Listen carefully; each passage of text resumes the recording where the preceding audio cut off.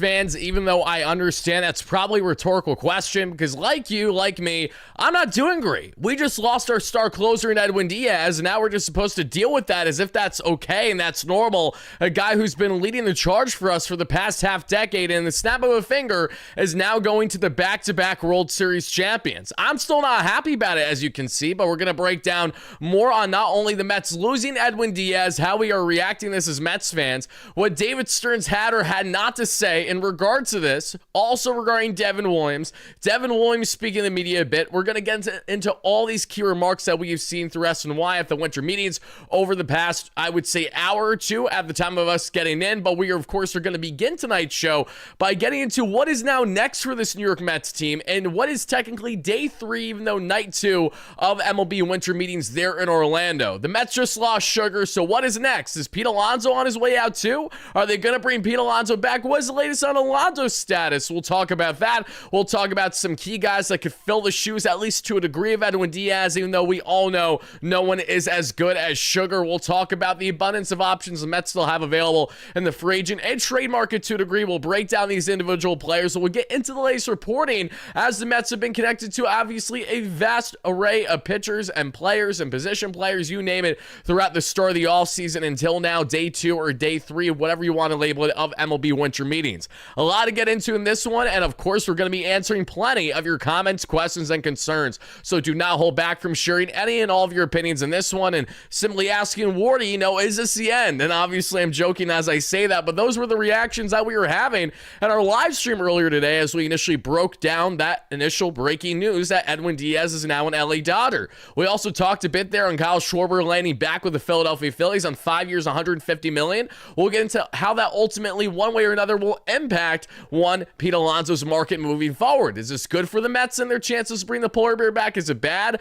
We're going to harp on all this and then some, everybody. So continue to smash that like and subscribe on your way in. Again, thank you guys so much once more for 36,000 subscribers. Congratulations to my guy John on being the latest jersey giveaway winner on the platform. Once we hit 37K, which is our next sub goal here, we will of course give away another brand new Mets jersey to one lucky subscriber in a future live stream once we hit those milestones. We've given away now, I believe this will be our 6th jersey, if not 7th, that we have given away already this season. So thank you so much, everybody, for the endless support here. And I understand these are trying times in Metsland. Like each and every one of you, I'm frustrated beyond belief. And while I, of course, do not want to necessarily pin everything on one person or another, I'm in constant confliction because on one hand, I am very frustrated and upset with Edwin Diaz. I understand why Edwin made his decision, but it doesn't mean I have to be happy about it as a fan. I'm most certainly not going to. And then on the other hand, I say to myself, well, even if the Mets were willing to offer more money than what we initially thought for Edwin Diaz, if they were willing to at least match that offer, not more, why couldn't they go above and beyond? And that's where you're constantly caught with two ways of thinking. One, which is that David Stearns has struggled to close deals since becoming Mets president in certain aspects, not all, but certain. And the other aspect is that, okay, while maybe Stearns is imperfect in that regard, the Mets are not going to bid against themselves either. So the idea that they would say throw out north of a 5-year contract to Diaz when he was not getting anything beyond 3 from any team is not how any rational baseball team operates. Then I think of the quote there from Friedman, who leads the charge for the LA Dodgers, as we know. I said this in my live stream earlier, and I'll say it again. If you think rationally, for every free agent you try to sign, you will always come in second place. And that loomed large today. And a part of me feels like, okay, the Mets deserve a heavy amount of blame from the front office. But the more I dissect and the more that we find out publicly that we're going to break down further in tonight's show, it's abundantly clear. Edwin Diaz, while yes, he would have liked the Mets to separate themselves from the Dodgers and a payday offering, what's also true is that Edwin Diaz did not want to return to the New York Mets. If Edwin Diaz was stubborn and was absolutely with the mentality that he wanted to return to the Mets, he would have never fielded offers to the same degree that he did this offseason, which was quite the contrary to what he did after his 2022 season with the New York Mets. Of course, we saw he had that big sit down with one Steve Cohen, and then before you know it, bam, Edwin Diaz is back on a record-breaking 5-year, $100+ million contract. So now we see, fast forward all these years later, Edwin opts out of his contract, looks for the Again, highest average annual value for a reliever in MLB history. He gets that. Not only did he get that from the Dodgers, but the Mets offered exactly that. It would have been a record-breaking contract, too. It was right around only a $3 million difference. And we do understand that was not the sole differentiator in Edwin Diaz staying a New York Met or leaving for the LA Dodgers. The LA Dodgers had something that, unfortunately, Mets fans, we can't compete with. And that's back-to-back World Series championships. That is an organization that has been fundamentally sound in how they've operated for the past 10 to 15 years. And that is something that the Mets are lauding and hoping to build. But given the Mets' continued lack of consistency, look at every single year that's transpired with Edwin Diaz as a New York Met. What did the Mets do in 2019? Albeit Edwin was part of the problem. Nothing. What did the Mets do in 2020? Shortened season? Nothing. What did the Mets do in 2021? Season? Nothing. What did the Mets do in 2022? Fail miserably after having a high and looking like the best team in baseball in the first half. Still finishing with over 100 wins, but who gives a rat's you know what when you get curb stomped in Atlanta, lose the division, then further get curb stomped at home there against the San Diego Padres. 2023 comes around and bam, Mets don't even make playoffs. 2024 comes around, the Mets have a magical run. Without a doubt, the most entertaining, the most electric run that the Mets have had with not only Edwin Diaz, but with the entire organization collectively under Steve Cohen. 2025 comes around. The Mets fail miserably. 13 plus games below 500 from mid-June on this year. You can pinpoint and say that, oh, this person is the reason for why this happened. You could say that, oh, the abundance of injuries were the key factors behind this. You can, of course, go down the laundry list as to how we got here. But the fact of the matter is, the Mets have not been a good team. They have nothing to flex.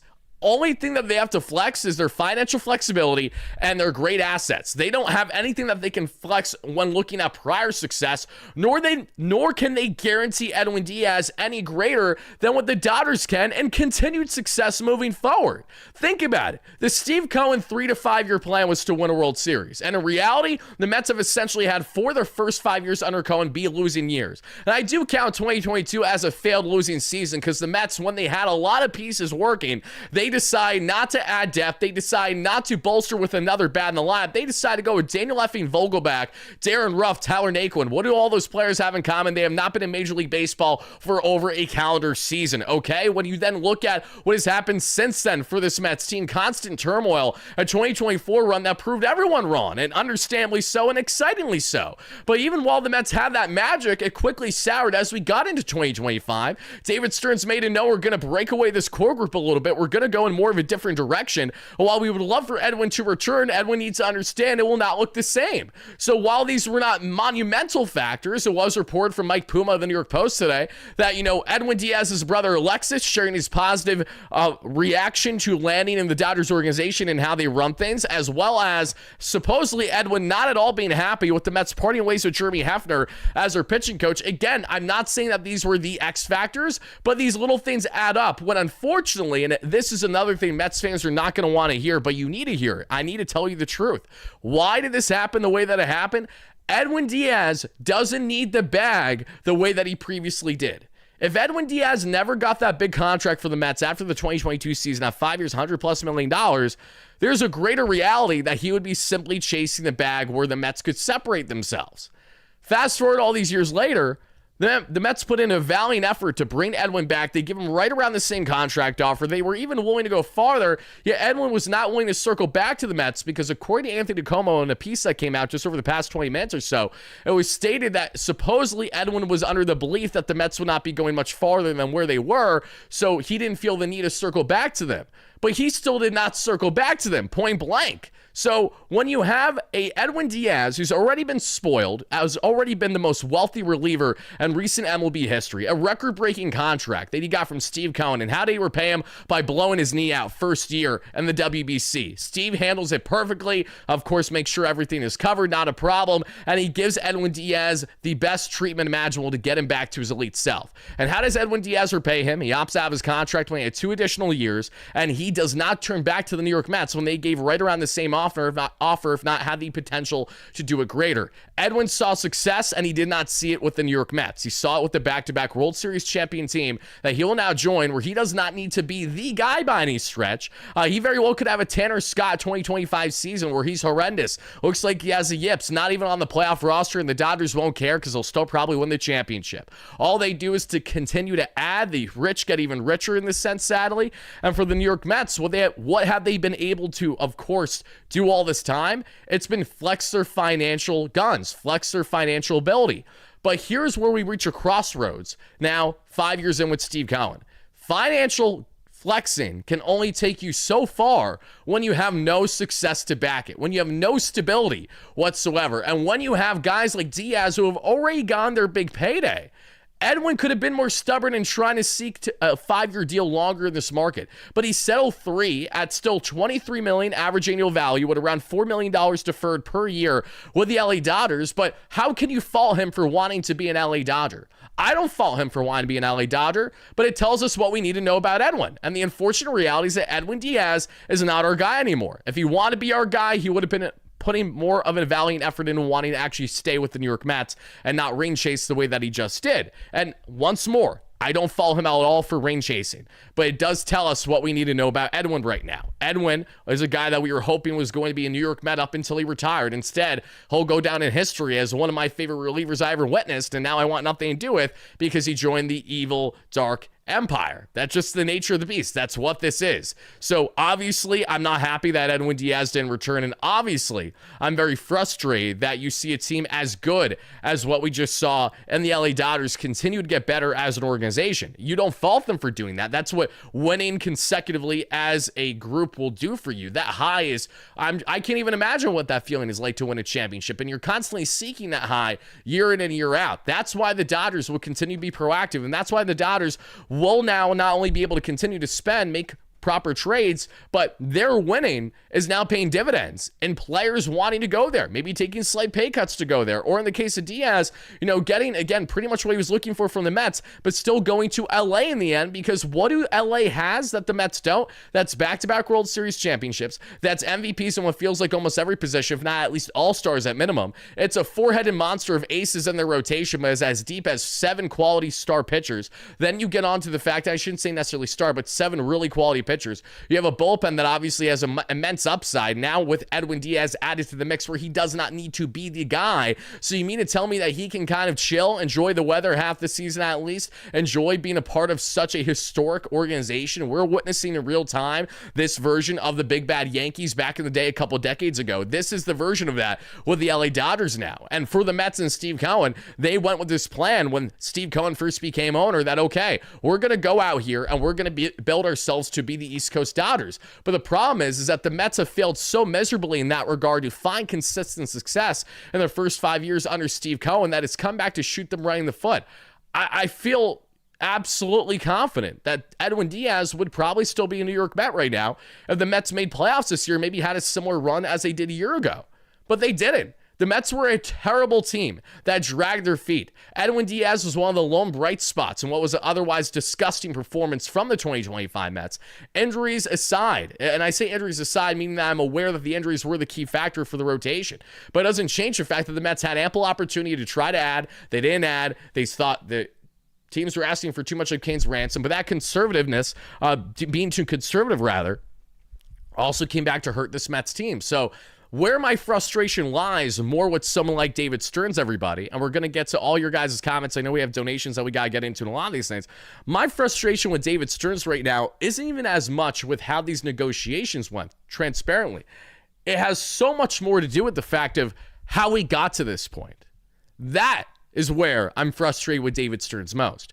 Because if David Stearns did not look at this rotation entering the 2025 season like it was the best thing since sliced bread, when in reality you had question marks into almost every single way that you turn and look, with the exception of that being in one, say, David Peterson, who was coming off of a fantastic 2024 season from June on, and he, of course, fell off a cliff in the second half this year dealing with more innings. We're going to get into David Peterson because there is trade talks going on with David Peterson. We're going to get into that. But my frustration certainly lies more with the Mets' inability to be a more effective and proactive team in 2025, which has now led to the dispersing of not only the core, but now having core pieces deciding that they don't want to be here because we don't have the success to match a team like what the Dodgers can do. And I understand the Mets are not the only team that can't match the Dodgers. Quite literally no one can right now. But it doesn't change the fact that when you look at how things are currently constructed, the Mets should have been in a better position by now for the money that they've spent. So Steve Cohen and David Stearns alike are still trying to navigate and figure out what is the best route to allocate these millions of dollars. And now that you have a farm that's perfectly positioned to actually make big splashes, you need to go ahead and actually do that. That's a very important thing. If you don't go ahead and make splashes while you have the farm built to do so, we're going to move marginally, and that's going to be another year where we're somehow acting surprised that the Mets don't go anywhere and the Dodgers are on a three-peat. Let me see what you guys got for me. I did see someone say real quick to check Heyman, so I'm going to go ahead and do that. My 4-part plan to help the Mets get back on track after their disastrous day. John Heyman is just sharing his opinion with this, but I will skim through it quick just to make sure if there's anything notable in here that we need to make note of that's separate from the things that we have lined up in today's discussion, because we're going to now get into in a second just a little bit more on Diaz. From there, we're going to talk about the potential replacements for Edwin Diaz, headlined by guys now, of course, not just Devin Williams, who as of today, according to David Stearns, is going to be the Mets closer.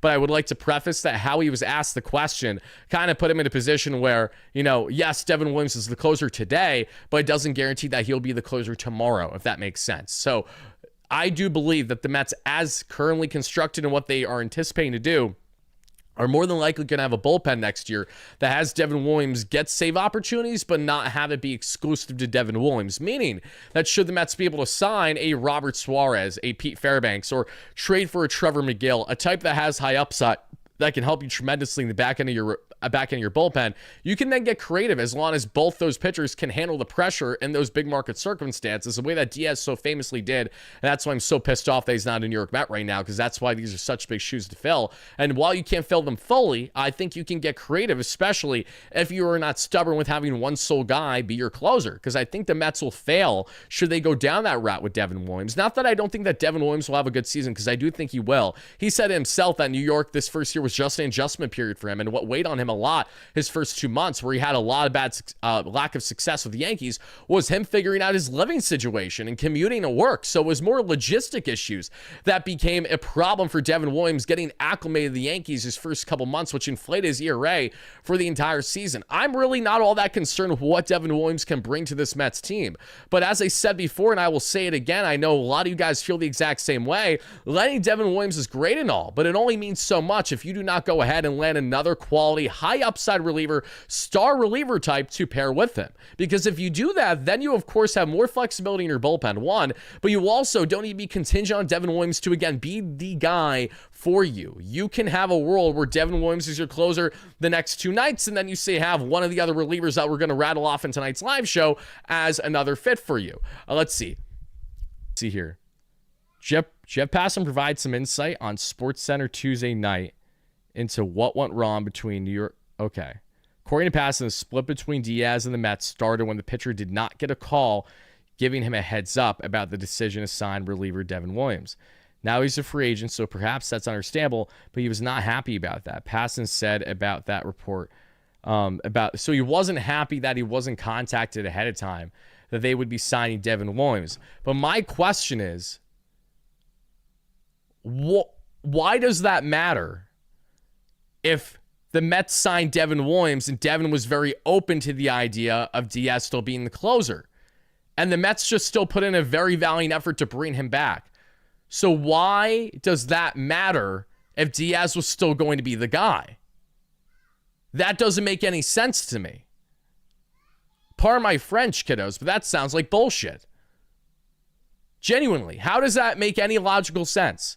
Why would that be a fact? The only way that makes logical sense is if the Mets say sign Devin Williams without telling Edwin Diaz and then completely lowballed him from what they were initially going to do.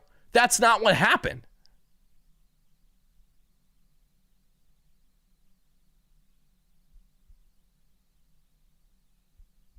That doesn't make sense to me. Hold on, everybody. You guys are telling me to look at the donations. Let's get to some donations. Am I wrong for feeling that way though? Like this is not me. Let me make clear. This is not me trying to give this endless defense to Stearns or anything like that. This is my genuine reaction. How would that have been a factor into the decision making here if Devin made it clear he was down to be in whatever role that the Mets were cool with, and the Mets were still heavily pursuing Diaz to be their closer again. That just doesn't make sense.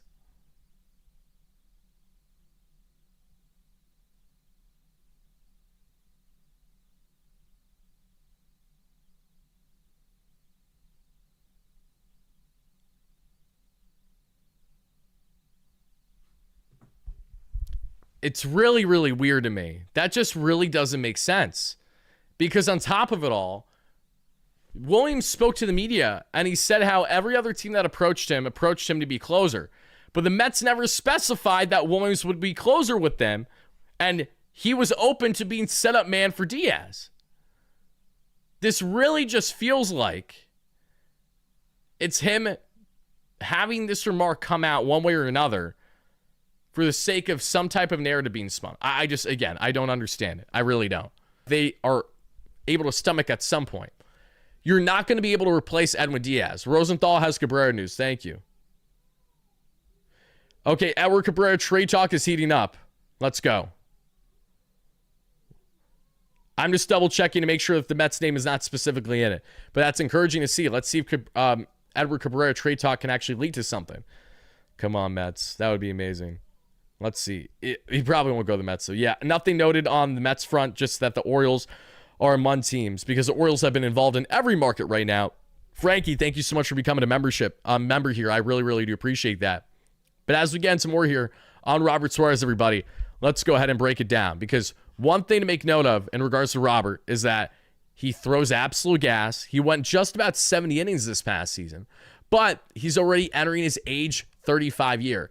So even though he's around 100, 101 that he's topping on the gun that you guys see here, you just have to wonder how consistently dominant is someone like him going to be able to stay afloat as. For me, I don't know, right? But you also think, okay, if Diaz got 3 years, there's not a chance in hell Suarez gets more than 3. And hopefully there's reality where you could sign him to maybe just 2 or, 1 year with a second-year option. Maybe that's more of a player option or a mutual option. But either way, Suarez is a guy that you absolutely should be pivoting to if you're the New York Mets.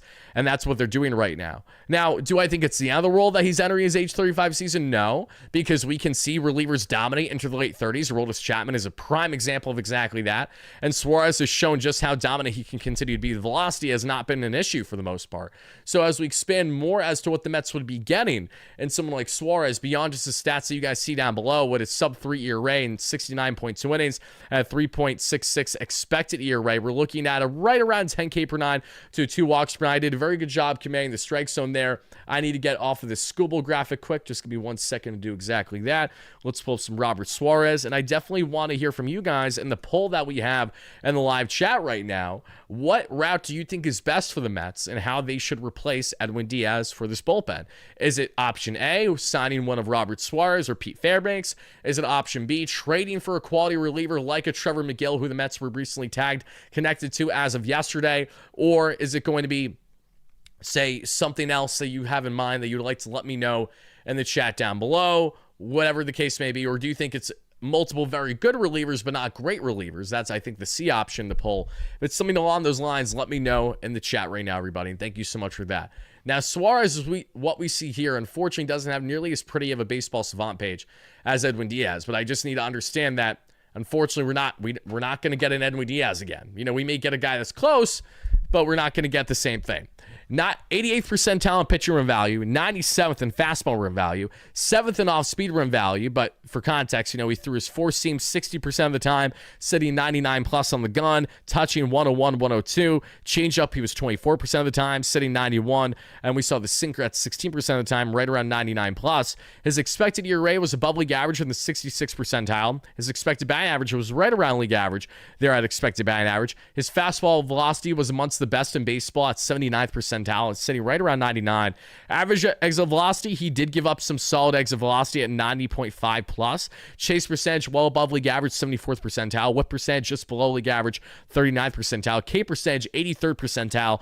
Walk percentage, 85th percentile. Barrel percentage, 36. Hard hit percentage, 31st. So, again, more commonly with guys who throw gas like Suarez, but, might hang a pitch or two, and bam, just like that, you're going to find yourself getting barreled hard. Ground ball percentage, 22nd, because he's not a ground ball pitcher. He's a strikeout. He's a strike thrower. And 81st percentile, an extension for the 6'2", 210-pounder. So, given the current market shape up, knowing that there aren't like a laundry list of options in the free agent class right now, it makes sense that the Mets are obviously actively involved in Suarez's market in particular. And I'm absolutely more than fine with bringing him in to pair with Devin Williams. And just like that, Robert Suarez, Devin Williams, AJ Minter, Brooks Raley, not bad at all, but you need to still add so much more. Like, in my opinion, with that, you still need to bring back like a Tyler Rogers. And I would still try to go after a lefty that has more velocity for this bullpen. And that might be someone that you have to look for via trade more than, say, someone in the free agent market, depending on what's currently available out there. AJ Minter is not expected to be ready for the Mets necessarily by the start of spring or so. And when you also look at Brooks Raley, like, these are two guys that are soft tossing righties. Yes, they can have success, and yes, you do not need velocity per se to have success, but I think it's imperative that the Mets are going to try to build this bullpen to the best of their ability. Now that Edwin Diaz is gone, you need to make sure that you bring in various types of arms that can really get creative. And that, for example, is, not only having guys with great stuff and velocity, but it's good to have a guy that can be, a soft tossing lefty, topping 91, 92, but so crafty with his off speed and breaking pitches that it doesn't matter. And then to have someone so contrasting, like Gregory Soto was throwing that high velocity for the Mets this year when we trade for him, looked great his first north of 10 outings, and then he looked absolutely horrendous. So I don't necessarily want to see the Mets go down the Gregory Soto route again, and I hope that they can somehow, some way find a quality lefty out there that actually makes more sense with velocity, control, and obviously his dominance for this Mets bullpen. Let's see. Doing damage control on Stearns. There is no damage control being spoken about here. We've already continued to talk about all the aspects of what's been going on between the Mets losing Edwin Diaz. And the key factor of all is that Edwin Diaz wanted the LA Dodgers. And this is something that I don't understand why it's so hard to grasp for Mets fans, but I understand we're just frustrated in the moment, so that I understand. What I do not understand is why you guys can't see the writing on the wall when you have one team that has a piss-poor track record of success versus another team that's back-to-back World Series champions that doesn't need to sell you on anything. The Mets need to sell Diaz. And if the Mets didn't have the money, Diaz would have never even went back to them after the 2022 season. This is far less about, the Mets have great hospitality and all this nonsense. No. Diaz returned to the Mets after his breakout year in 2022 because the Mets offered him the most effing money. Over $100 million across 5 years of record-breaking contract.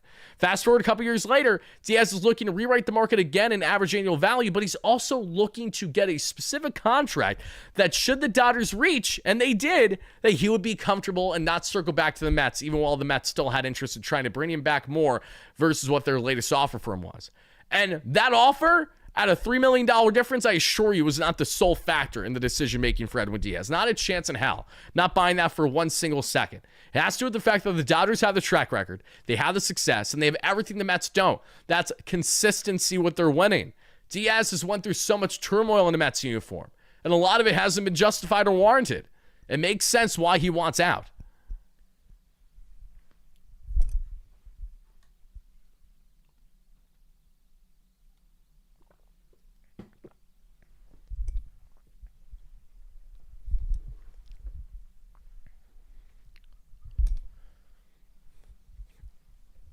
You guys are cracking me up in the chat. You are. But all right, guys, there's Robert Suarez. One final thing on Suarez before we get on and talking more on Pete Fairbanks. We're going to talk on Trevor McGill. We're going to talk about what's happening on the latest with Pete Alonso. We'll also get into the trade talks regarding Starling Marte, David Peterson. All of that is what we're going to hammer home in tonight's show and answer anything else that's happening in Mets land or across Major League Baseball that's notable for us to get into. And yes, there are rumblings on the front of David Peterson.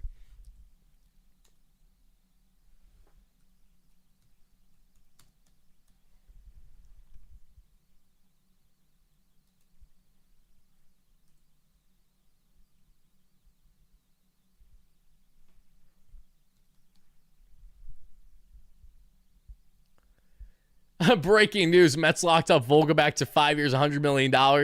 Who needs Schwarbo when you got Hoagie Vogie on a 5-year, $100 million piece? Am I right or am I right?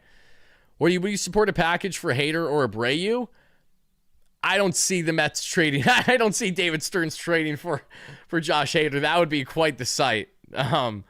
Abreu I could get behind, yeah, but Hader, I don't see that happening. I would like Hader for sure, but I don't see that happening.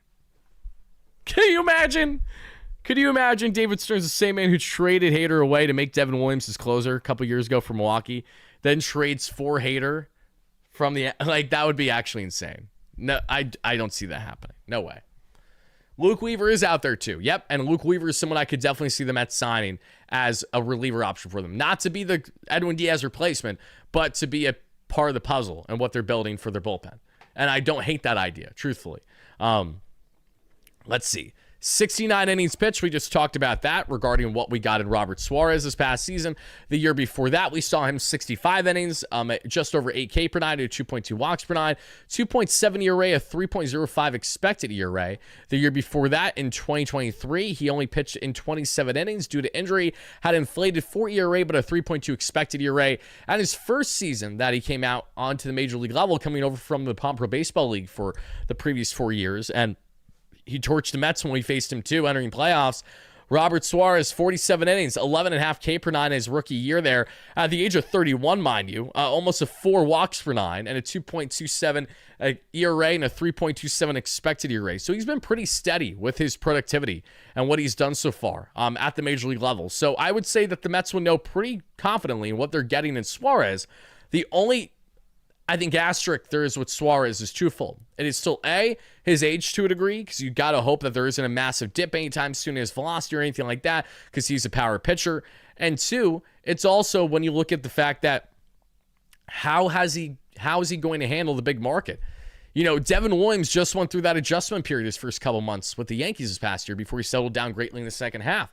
If Robert Suarez at all looks like a guy who's scared of his own shadow that can't handle a big market in New York after being in San Diego, it's a very different vibe, very different element there. If that holds true and we get kind of a Ryan Helsley situation again, then we're really in trouble. So this is, again, more the cause for concern why the Mets are in such a pickle after losing Edwin Diaz. There are attributes to Diaz and his game that you can't just immediately replace in confidence. You can, of course, be calculated about your decisions and hope that those decisions come to fruition. But even when you have all the calculations you think correct, it doesn't necessarily immediately lead to success. Cough, cough, this past trade deadline with Ryan Helsley in particular. So, yeah, it's interesting, to say the least, on what is ahead now for the Mets. But the one thing that we do know is that the Mets are connected to multiple top reliever options between the free agent and trade market. And now that we broke down Robert Suarez, let's go ahead and break down the next player in tonight's discussion. And that is going to be the one who, like I said, I just don't love, because Buddy gets his numb fingertips in cold weather. It's very bizarre, and you don't want that necessarily when you're going to be pitching in cold climates at the start and the end of the season. Pete Fairbanks, though, is definitely an attractive pitcher to a degree. And let's go ahead and break down more on Fairbanks, everybody. So let's start with Fairbanks, and let's get into his career numbers that we've seen at this point. As you guys can see down below there, he's coming off of a very good year for the Tampa Bay Rays, but there's something very notable that I've pointed out with Fairbanks, and it's not to say that this is going to be an issue for him in the next couple years wherever he signs, but what I do think is that for Pete Fairbanks, you know, you go from being north of like a 13 strikeout per nine pitcher to now not even touching 9 strikeouts per nine, close to, but not even touching that technically each of the past couple years. One does have to wonder, you know, if the Rays are willing to, you know, not bring back their guy, because they're great with their pitching development. We know this. They're not going to spend big on like anyone. But I just look at this track record of Fairbanks going from, you know, 2020 shortened season, 26 innings, 13 K per nine. 2021, roughly 12 K per nine. 2022, 14 K per nine. 2023, 13.5 K per nine. The walk rates fluctuated those years, but since then, he has settled down a lot with his K per nine, but his walk rates have been a bit more respectable. 3.38 this past season, and then 2.69. He had that insane season in 2022 where that's like Edwin Diaz dominant. 14 K per 9, a 1.1 walks per 9, a 1.13 ERA, and a 1 expected ERA. Literally a magical season, but it was only in 24 innings, so we take that with a grain of salt. You know, Pete Fairbanks is coming off of a season where he had the largest workload in his entire career. So when you look at a 2.83 ERA and a 3.04 expected ERA, what do you say to yourself across 60 innings? You say that's not bad. Then you see the home run rate at just over 1, and you don't love that, and you hope that that doesn't increase, but rather the Mets can get to decrease a little bit next season. And Fairbanks is a big body. If I'm not mistaken, he's a 6'6", again, towering frame of right-hander.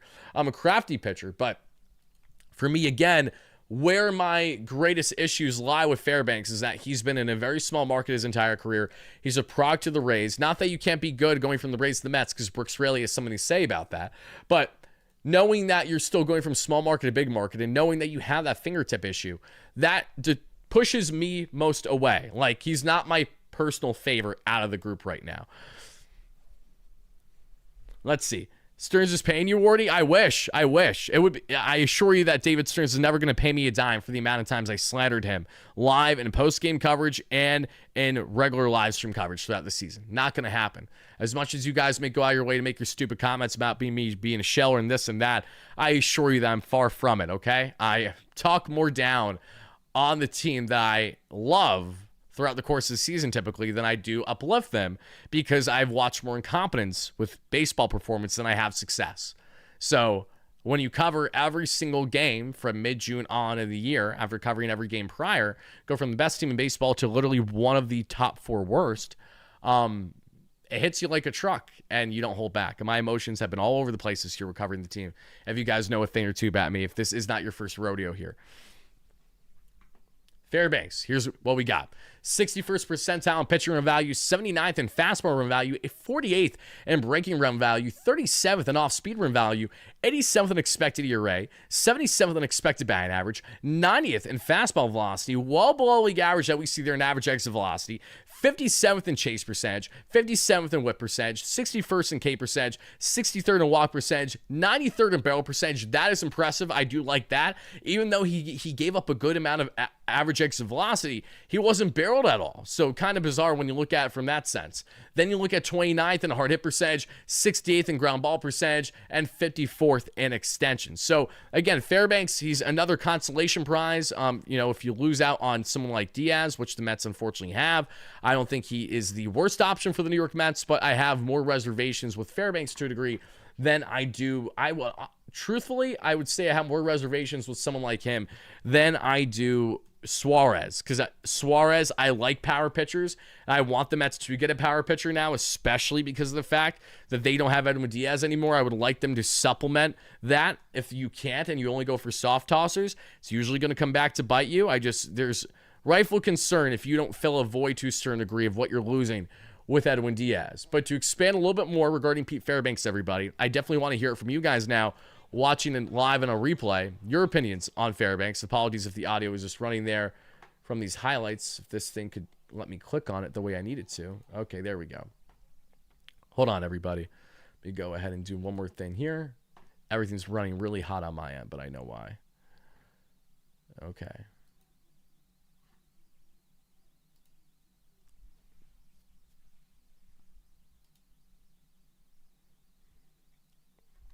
Okay, we should be a little bit better now. Let's go ahead and move this. Fairbanks. I don't care anymore. Get someone. Let's take a look at the chat right now. What is the preference from you guys regarding these pitchers? Let's get into it. Robert Suarez or Pete Fairbanks out of almost 1,000 votes so far. And thank you guys also to our roughly 1,000 concurrent viewers. Continue to smash that like and subscribe on if you guys are enjoying the coverage, covering all things New York Mets, especially now what is next for them after losing Edwin Diaz. If you guys could help us get to our next short-term goal in the chat of 250 plus likes, that'd be greatly appreciated. Everyone chiming in. Trevor McGill or someone else via trade, 32%. We got 12% of multiple very good, not great arms, then 9% of other, and that's where I tell you guys to go ahead and comment in the chat. So a good chunk of you guys like Robert Suarez, and I find myself in that category as well among the options that we now are facing, given that Edwin Diaz is sadly not an option for this team. So again, Fairbanks, don't hate him. I don't think that he would be the worst fit for this organization by any stretch. I have my levels of concern. That's some nasty, nasty drop that he has on his pitches too. So we'll see, obviously, the type of impact these guys will have. I like the fact that he's another power pitcher as well. If I didn't state that with Fairbanks, he can throw hard. He has such a very interesting release point. So look at how he throws. He throws like someone that shouldn't be dotting and throwing as hard as he does. I know he's a big frame, but the way that the ball comes out of his hand, I don't know, it's kind of deceptive. And I know that this is also terribly laggy right now, so it's not helping anything. I apologize. But now let's go on from talking about Pete Fairbanks to getting into a pitcher that I also really like. And he may have more upside here. And he's around the same age as Fairbanks. He actually might be a year older than Fairbanks, but he is younger than Robert Suarez. But he's pretty new when it comes to just now blossoming into being a dominant reliever in Major League Baseball. And that is the towering 6'8". Yes, taller than Pete Fairbanks is 6'6" or so. We're here to talk about one Trevor Megill, because Trevor Megill, everybody, has been connected to the New York Mets as of last night. Joel Sherman of the New York Post. And what was stated is that the Mets are not only in the market for Freddie Peralta, who we all would love in this rotation, but they also really like Trevor Megill. And it makes sense. Listen, the Mets know Tyler very well. I'm sure they've been relayed information plenty as to how Trevor is as a pitcher. And I mean, his stuff speaks for itself. He has one of the nastiest knuckle curves in baseball, and he has a fastball that consistently sits 98 to 100 plus on the gun. That full 6'8" frame he takes full advantage of, and he has looked brilliant for the Brewers as pretty much that closer spot role. You know, the guy who stepped up now that Devin Williams was no longer there this past year. And it would kind of be insane if the Mets 2026 bullpen is the former star closer for the Brewers under the David Stearns regime, and the man who essentially was helping replace him this past year after they traded him in his walk year to the New York Yankees. So this is one of those things where, yes, I know you guys may say, hey, I hate David Stearns. I don't like him. I feel this about him. That's just how I feel. Well, this is a circumstance where I actually like that David Stearns has a little bit of a connection with Milwaukee here to try to make a move like this happen. Because if there's any trade that I think is logical right now in the offseason, like what is more feasible to happen than others, I think a trade with Milwaukee does make a level of sense. The Mets have all the assets to make it happen. I would love Skubal, obviously, but the jury's still out as to if that can really even be had, knowing that the cost is so pronounced that while the Mets have all the assets, in my opinion, to make it happen, we don't know what's happening in those rooms right now. We don't know what's happening in those discussions. But what we do know is that the Brewers would like to shed payroll again. There's so many suitors for both Freddie Peralta and Trevor Megill. The Mets are among those teams. The Yankees are in these markets as well. But Trevor Megill feels like the kind of guy that could come in, light the lamp on fire, and be a fantastic 1-2 punch with Devin Williams. Now, there's one thing in particular that I don't like about Trevor Megill. And it's not anything that he did inherently wrong. It's just more so the fact that he does not have the track record nearly to the same degree as some other reliever options out there. He's only been a very good reliever in baseball for just a couple seasons now. He was cut that we saw from the Minnesota Twins a couple years ago, DFA'd. Brewers pick him up, and they, of course, make him the best things in sliced bread. But he's a guy that doesn't have the track record, nor does he have the consistency in innings to make you feel comfortable that, oh, we not only lost Edwin Diaz, but Trevor Megill's a replacement. There's a lot of upside with Megill, and I think he'd be a nice add of the bullpen. But it's still a tall task to try to essentially lose Diaz and have him be that replacement in said pen. There's a lot more uncertainty there. As much as I like Trevor, and as much as I'd hope that he'd be able to handle New York, knowing that Tyler, his brother, can obviously guide him in the right direction there as someone who's been with his team more often than not. If it wasn't for Tyler being down with injury to begin next season, he always wiggles and finds himself a way onto this Mets rotation due to injuries and due to him having good spring training performances and a good first couple starts of the year at least. So Trevor Megill is an interesting option for the New York Mets. Again, a 2.5 ERA in 50 games, but 47 innings this past season, and just over 3 expected ERA, 11.5 K per nine, and 3.2 walks per nine, a very solid K to walk ratio. But now as we continue on here, let's get into a little bit more on his numbers and go on from there.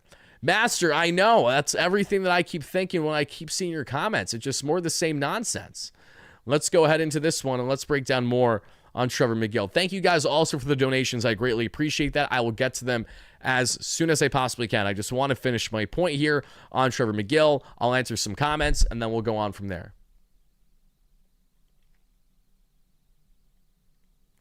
Okay. There we go. As I was saying, Pittsburgh Pirates signed Gregory Soto. We were just talking about Gregory Soto and saying how I was not looking for the Mets to bring Gregory Soto back, and I stand by that. I want the Mets to add a lefty of velocity the way that Soto can provide, but I did not want them to bring him back for next season. I did not love what I saw with him. He looked good, then I was like, I'm over it. Like, I think the Mets can upgrade there, and I still stand by that.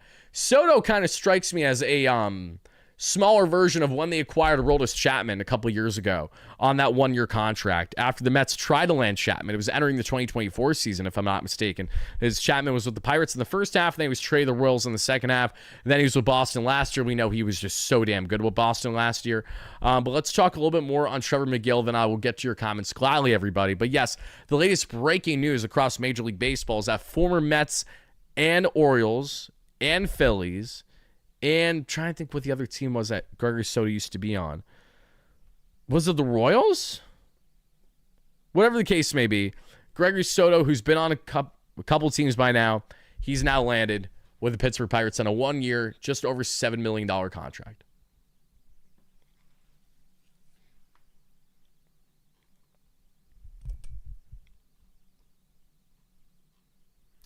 As you guys can see here with McGill, here are the numbers.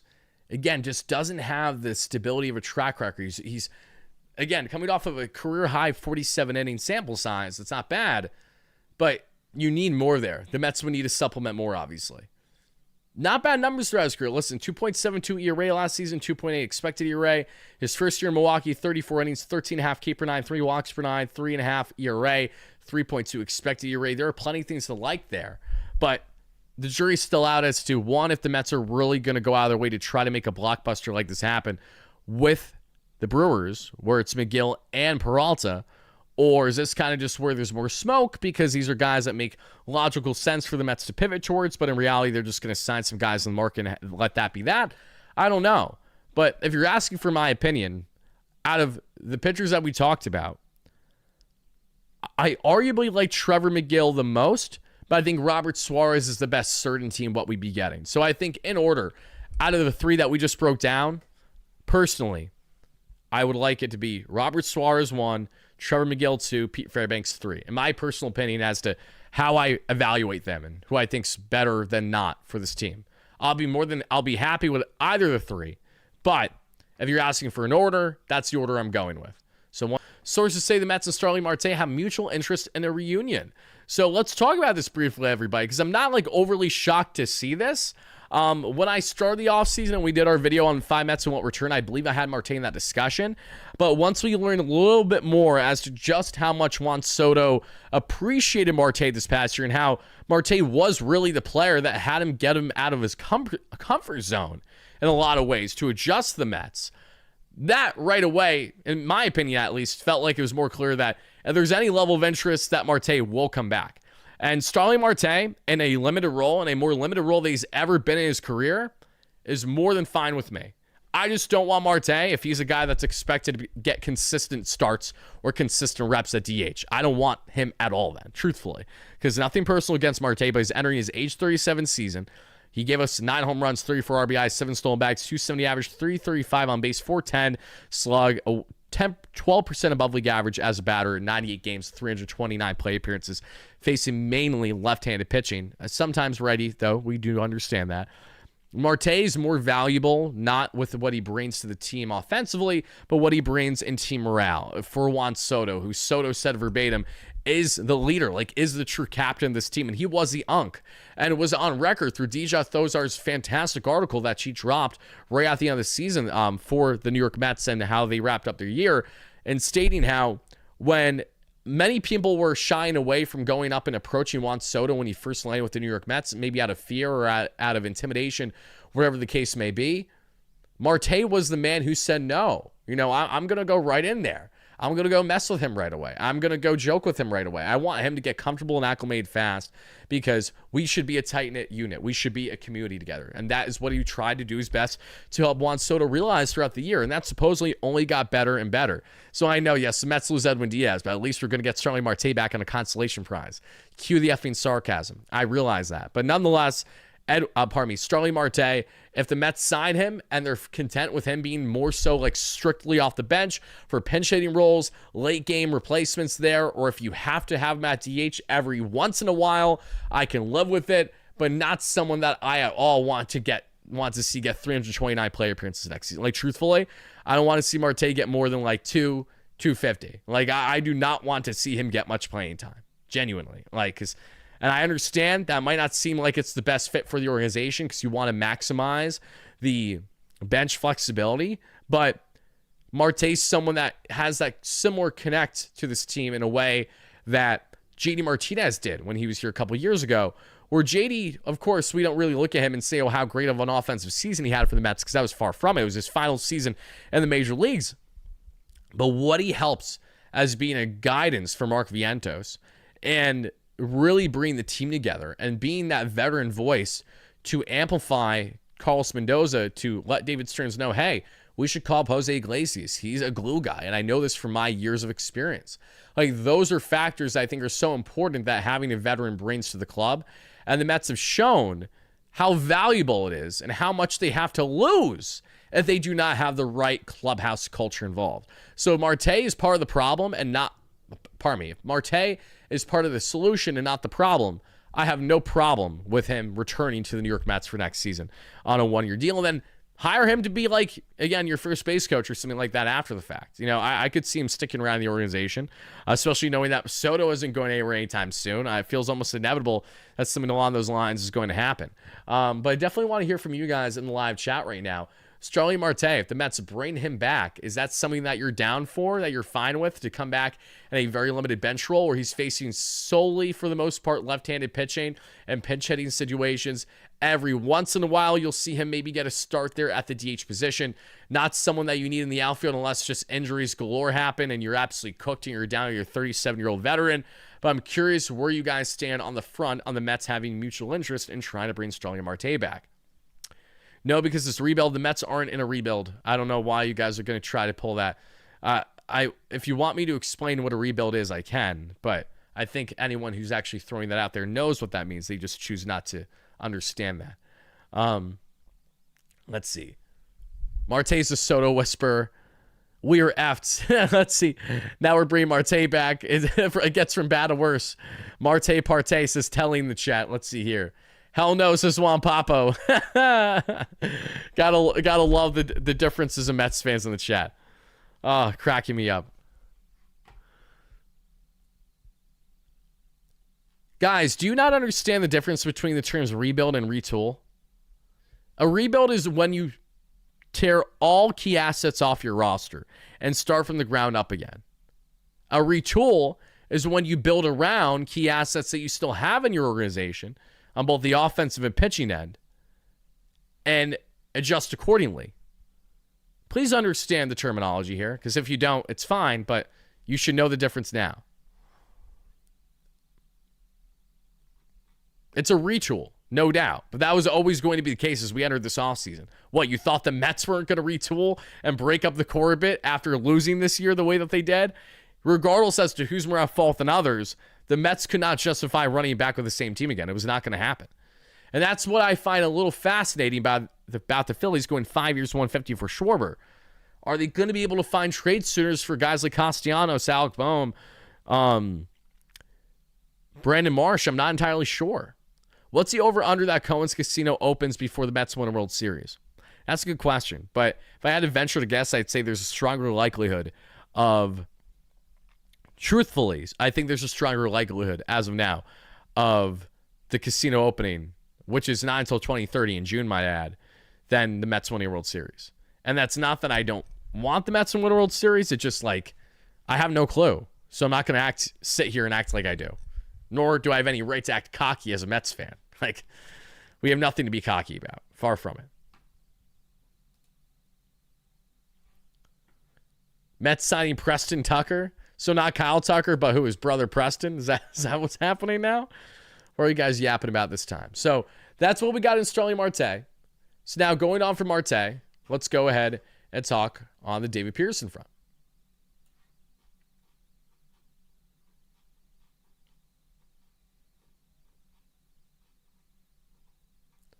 Give me 1 second, everybody. Of course, this thing's glitching out on me. Why do you have to glitch out on me like this, you schmuck?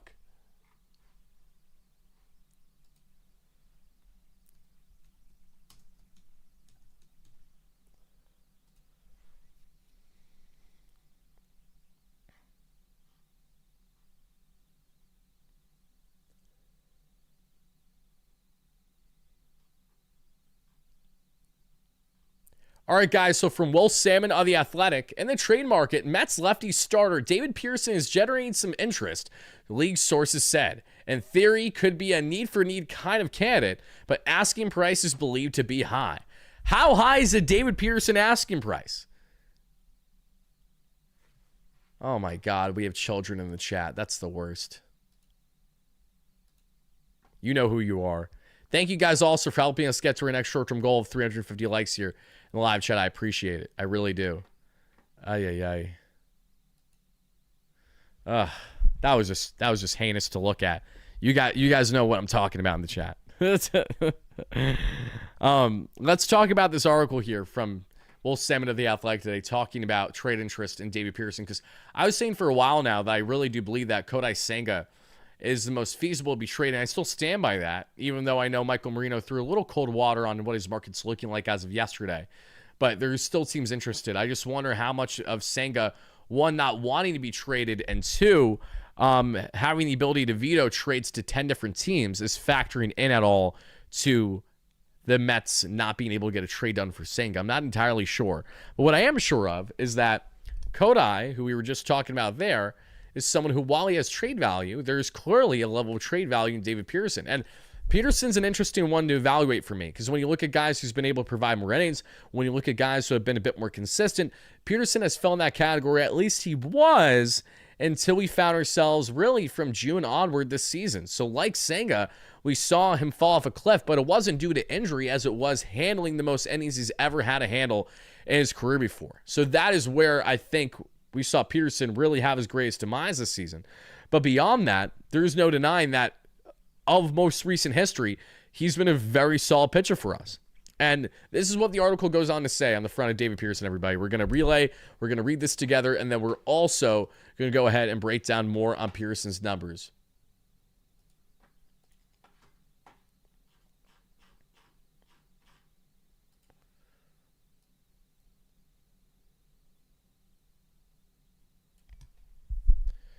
All right, guys, from Will Salmon of The Athletic.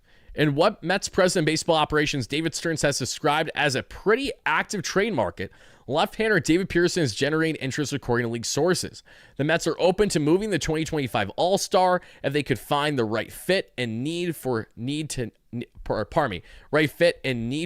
type trade, similar to the one they made earlier this winter in swapping Brandon Nimmo for Marcus Semien. So, as we continue on here, the Mets are in the market for an outfielder to replace Nimmo, as well as first baseman, designated hitter, and relief help. Given Peterson's production over the last two seasons and his affordable salary in 2026, the Mets hold a high asking price for the starter. The Athletic had previously reported that New York was fielding trade calls on multiple starting pitchers. Much of the speculation since has centered on Kodai Senga. Peterson, however, represents a different kind of trade candidate than the risk-reward option in Senga. His ceiling might not be as high as Senga, who earned Cy Young votes in 2023, but he still obviously holds value and has been fairly reliable for the Mets that we've seen over the past couple of years. The 30-year-old is entering his final season of his team control, and he's projected to make $6.5 or so million this year. Peterson, as we know, did struggle down the stretch. He had himself an 8.83 ERA over his final 8 starts of the season, which were dreadful. That raises ERA on the season of 4.22, but overall he was solid, and we saw him put up a productive year. So David Peterson, there's a couple of things I gotta say. Peterson, kind of like Senga, is not just someone you trade for the sake of trading.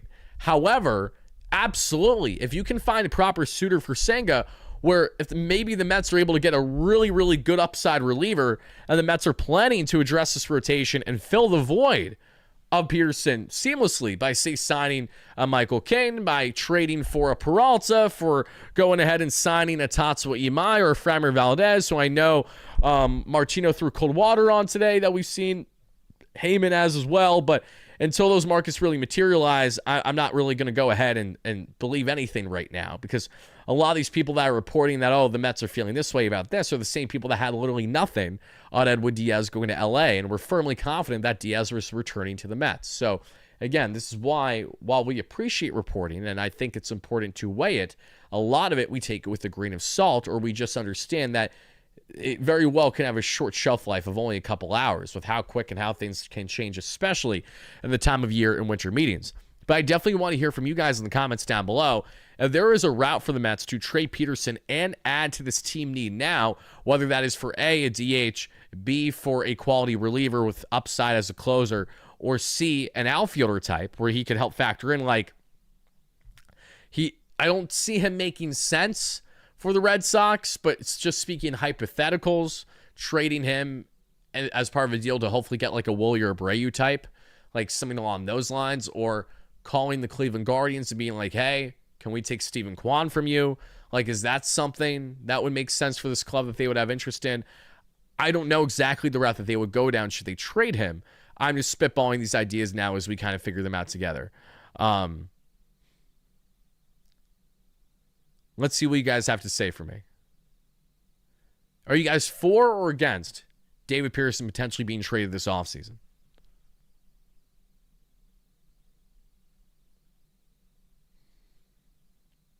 Any more updates on the source? We've had a lot of updates from the sources. We have, and a lot of things I can't share right now. Some things I've been happy about, and other things I have not been happy about, transparently. It really is dependent on what exactly it is.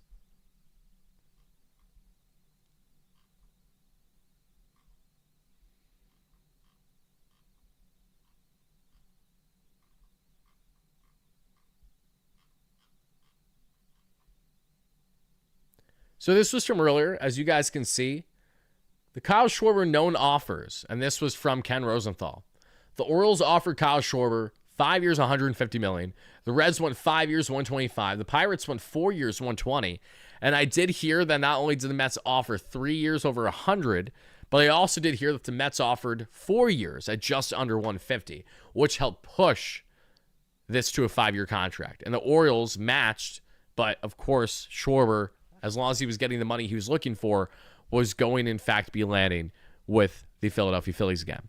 So one team in particular sticks out a little bit more here. And the Red Sox stick out, but they've always stuck out. So, like, as I've stated, if Alonso does leave the New York Mets, I hope he is a Boston Red Sox, because that's a team where I can still root for him. I don't have to completely hate him for making that decision. And I know it's probably more so because the Mets not wanting to go to the years for Alonso, which I don't agree with. And I'll make that on record, abundantly clear. If there's a world where the Mets lose Alonso over a 1 to 2 year difference, I'm going to crash out and lose my mind. Because unless you find a way to properly replace that power in this lineup, it's a terrible look. It is a terrible sell to this fan base as we head into next season, because you've already lost Diaz and you trade away Nimmo, key pieces to this team's puzzle. Even though I will say that doesn't necessarily mean that these pieces were going to lead us to a championship. Both things can be true. The Baltimore Orioles are fascinating to me, and here's why. The Orioles offering 5 years, $150, matching that offer is telling that they have money to spend for a big slugger. Now, what we can hope for is that how they evaluated Schwarber is not in the same light of how they value Alonso. And this is something that Alonso is still trying to come to grips with, and we'll see if the market does go in his favor, because right now I'm not sure if it does at the moment. Because we hear Scott Boras say, adamantly today to the media how Alonso obviously believes he's very deserving of a longer-term contract than Kyle Schwarber is entering his age 33 season. But here's the problem. Kyle was a hotter demand and commodity in this year's class, because even though he doesn't have defensive value, he doesn't shy away from it. He knows he's a full DH for the most part through and through. He knows he's a fantastic slugger. And what does Schwarber have that Alonso doesn't? It's the ability to bat from the left side. And in today's MLB, there is more value that most teams in baseball can agree upon with power from the left side than there is power from the right side. And it comes down to simple math. There are more right-handed pitchers in today's game than lefties. So you're more so at an advantage if you have a power lefty in your lineup instead of having solely reliant on righty power. And this is not that a guy like Alonso can't perform well against both lefties or righties, because we know he can. He's had reverse splits for many seasons in his career where he can't hit lefties, bizarrely enough. But the point here is that even though Alonso's a couple of years, say 2.5 years younger than Schwarber, it reaches a moot point when you understand how they actually are valued in this market. And this market deemed Kyle Schwarber a very attractive profile coming off of a great year, 56 home runs, 130 RBIs. As good of a season that Alonso had, Schwarber was still the better player this past year. He had more value, and he, of course, was 10% better than Alonso in the batting. Might not seem like a big difference, but when you also bear in mind that Alonso brings little to no defensive value, and I know you guys may disagree with that assessment because you're going to say, Wardy, he makes great scoops at first base. Wardy, he dives his body out all the time to stop errors from happening. I'm not saying you're wrong, but it doesn't change the fact that Alonso was statistically in the second percentile of defense in first base last year. He was downright horrendous. And the Mets would like to shore up that defense by giving Alonso more reps at DH should they sign him. So the Mets have supposedly had this hard line in the sand that, again, they don't want to go beyond 3 years for Pete Alonso. This isn't shocking. They're approaching this just like they did an offseason ago. Now, an offseason ago, in hand with a qualifying offer, no team pony up the dough to give Alonso a 4 or 5 year deal. That's why he landed back with the Mets on 3. Will this offseason be different? Will this team show us that we are going to be seeing Orioles offer 4 or 5, Red Sox offer 4 or 5? And is that going to be enough? Or are the Mets, and now after seeing a guy like Diaz walk, say to themselves, okay, we cannot sacrifice to lose another key core talent away from the organization, especially one that isn't really warranted of us parting ways with. Because and this has been my personal evaluation of Alonso for a very long time, is that if he's more willing to DH, this is one of these guys that you should be keeping long-term because he should be able to grade out well. I don't think Alonso is going to fall in the category of a guy who, as soon as he gets into his early 30s, falls off a cliff with his bat. MLB Network is reporting the Braves are in on Robert Suarez. Well, they can F off. Hopefully the Mets can best them there in their pursuit of him. But Alonso's one of these guys that is, to a degree, part of a dying breed of power righty bats that provide a little defensive value, that as soon as that bat falls off, so does all their value. You think of the CJ Cron's types. You think of a lot of those big boppers from first base DH towards the end of the 2010s for the juice baseball era, you know? You think of, to a degree, Eugenio Suarez kind of falling in that category. That's why his market sucks. Not just because of his age, but Suarez probably isn't going to get more than anywhere from 30 to 50 million this offseason. But he had how many home runs last year? He was fantastic with the home run hitting. But there's more to it. And I think how teams are valuing Alonso right now, I don't really think a team's going to bend over backwards to give him 5. They may go 4. And for the Mets, this is where I disagree with them on. I don't think that you can look at Alonso and say it's justified to let him walk on a 1 or 2 year difference, especially if he's going to be willing to DH more. I think that is what changes everything. Alonso being willing to handle a sample size of the season at DH changes everything for not only your roster flexibility, but also your adamancy to not only bring back your homegrown, your home run king in your organization, but at the same time also position yourself where you can have some more defensive value at first base because you acquire more defensively minded first baseman as well. So once that's become more clear, and should the expectation again be that Alonso is willing to handle more DH reps, that's where I will not see eye to eye at all with David Stearns and the Mets. I won't. So if Alonso does walk, and if Alonso does go to the Red Sox, if Alonso does go to the Orioles, if Alonso does go somewhere else, that's another contender, and a 1 or 2 year gap was a difference, I will be disgusted, continued, with David Stearns, to a lesser degree Steve Cohen, until they can either right the ship and show why it's okay that we lost out on him in the end, or continue that feeling all the way starting to opening day next year because the Mets put out a product that is not to my liking or yours.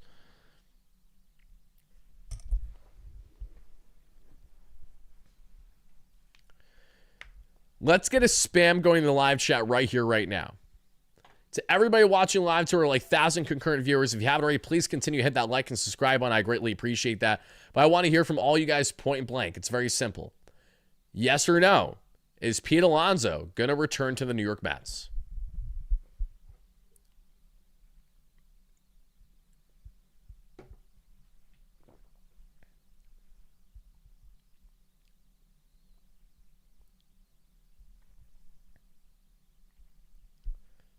Oh, healthy divide in the chat right now. A lot of yeses and a lot of nos.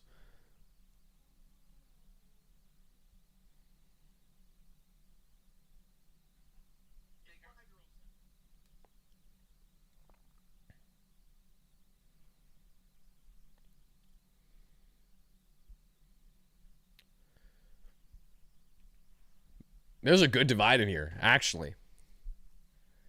You know what, guys? Because we talked about Diaz already, let's go ahead and change the poll now to Alonso.